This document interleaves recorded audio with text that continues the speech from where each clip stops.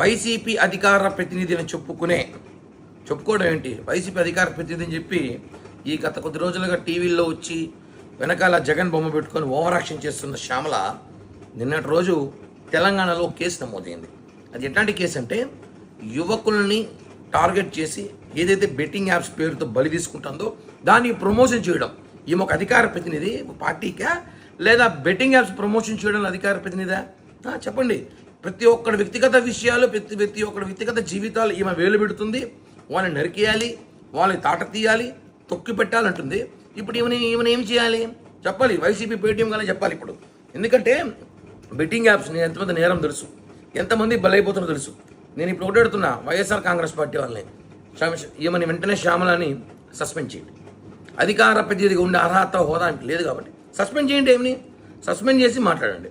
అంతేగాని ప్రతి ఒక్కరి విషయాల్లో మాట్లాడడం కాదు కదా. కాబట్టి శ్యామల సస్పెండ్ చేయాలని డిమాండ్ చేస్తున్నా.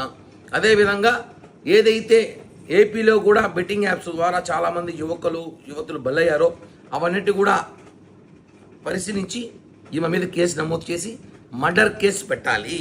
ఎందుకంటే ఇక్కడ కూడా చాలామంది ఏపీ రాష్ట్రంలో చనిపోయారు.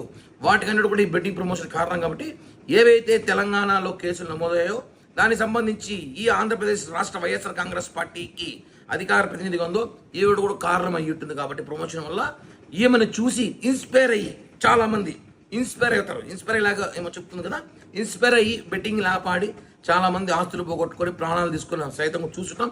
కాబట్టి ఈమె సూక్తులు, ఈమె ప్రవచనాలు అందరూ చెప్తుంటుంది చాలా వరకు. ఇవన్నీ సోది పక్కన పెట్టి శ్యామల గారు కూడా అన్నాను. ఎందుకంటే గారు అనే గొప్ప నేమ్ చేయట్లే.